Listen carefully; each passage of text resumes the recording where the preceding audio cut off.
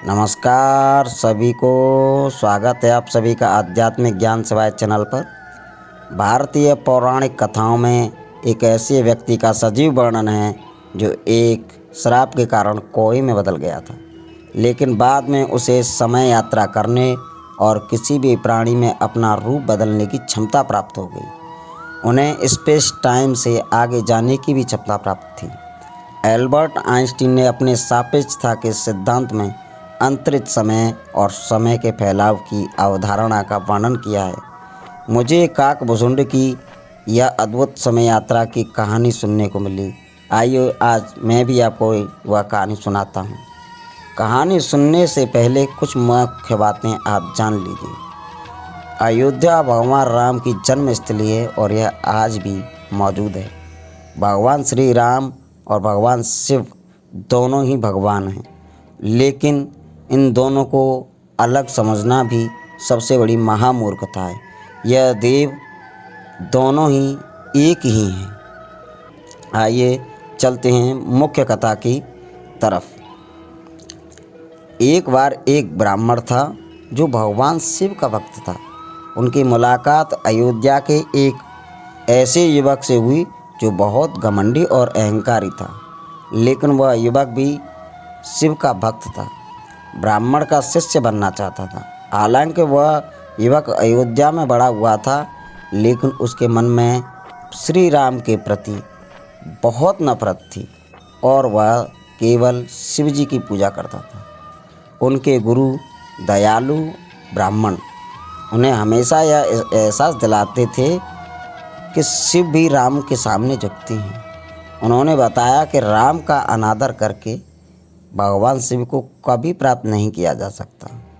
गुरु हमेशा उस युवक के बारे में सोचते रहते थे, लेकिन वह युवक हमेशा अपने गुरु के बारे में बुरा सोचता था। वह अपने गुरु की बात को अनसुना करता रहा और राम का अनादर करता रहा। फिर भी उसके गुरु उसकी अज्ञानता को क्षमा करते रहे। एक दिन वह युवक किसी शिव मंदिर में बैठकर शिव मंत्र का जाप कर रहा था। उनके गुरु ने मंदिर में प्रवेश किया, लेकिन ध्यान के अहंकार में उन्होंने अपने गुरु की अपेक्षा कर दी। वह अभिवादन या सम्मान प्रकट करने के लिए अपने स्थान से खड़ा नहीं हुआ। हमेशा की तरह उस ब्राह्मण ने अपने शिष्य को माफ़ कर दिया, लेकिन भगवान शिव ने उसे माफ़ नहीं किया। भगवान शिव ने उस युवक को आकाशवाणी के माध्यम से श्राप दिया और सर्प बनने और एक पेड़ के खोखले में निवास करने का श्राप दे डाला। हालांकि गुरु इतने दयालु थे कि उन्होंने अपने शिष्य को यह कष्ट सहने नहीं दिया। श्राप सुनकर वह भय और करुणा से भर गया। वह भगवान शिव से प्रार्थना करने लगा। ब्राह्मण ने अपनी प्रार्थना से शिव को प्रसन्न किया और बदले में शिव ने यह कहते हुए श्राप वापस ले लिया कि उनका श्राप व्यर्थ नहीं जा सकता। इस प्रकार वह युवक एक सांप का रूप लेगा और फिर 1000 विभिन्न योनियों में जन्म लेगा।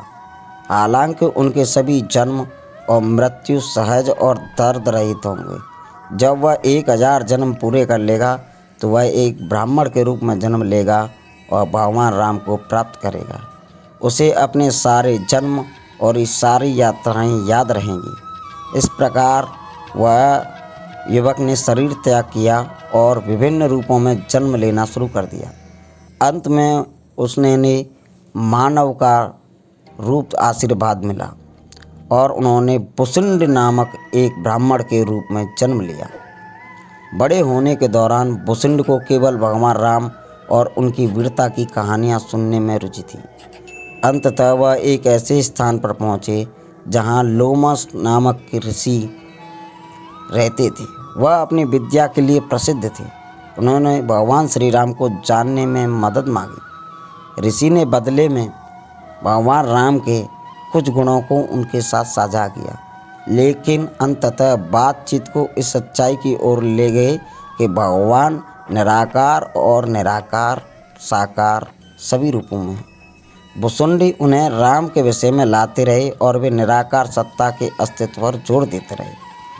जब भुसुंड ने केवल राम के बारे में जानने पर जोर दिया और कुछ नहीं, तो लोमश ऋषि क्रोधित हो गए।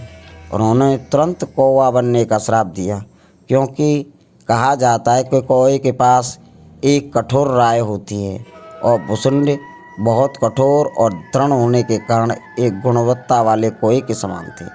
इस प्रकार भुसुंड कौवा बन गए। हालांकि इस बार उन्होंने इसे दिल से स्वीकार कर लिया और भगवान राम का नाम लेते हुए लोमश ऋषि को प्रणाम किया और चले गए।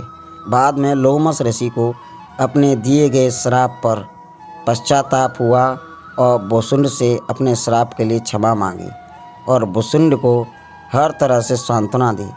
वह अपना सारा ज्ञान भुसुंड को देने लगे। बाद में भुसुंड को भगवान राम ने अंतरिक्ष समय से परे जाने की शक्तियाँ रखने का आशीर्वाद दिया। भुसुंड को अमरत्व का वरदान प्राप्त था, अतः उन्हें काक भुसुंड यानी कौवा कौवा कहा जाने लगा। यह कहानी थी कि कैसे उन्हें समय की यात्रा की शक्ति प्राप्त हुई। अब रहस्यमय बात यह है कि वह कई बार समय पर यात्रा कर चुके हैं।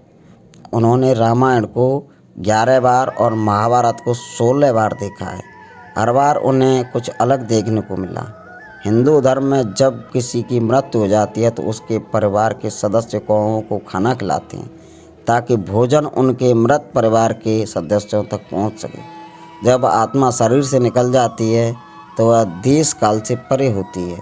काक भुसुंड एक चतुर्भुज प्राणी हैं, क्योंकि चल रहे शोध के अनुसार केवल 4 आयामी काल्पनिक प्राणी ही अंतरिक्ष समय की सीमाओं से परे यात्रा कर सकता है।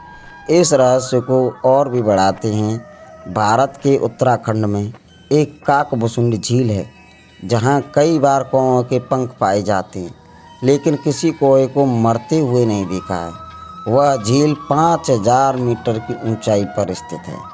आप चाहें तो कभी भी वहां की यात्रा करने जा सकते हैं। फिर मिलेंगे नई कहानी के साथ, तब तक के लिए जय सीताराम, जय श्री राधे।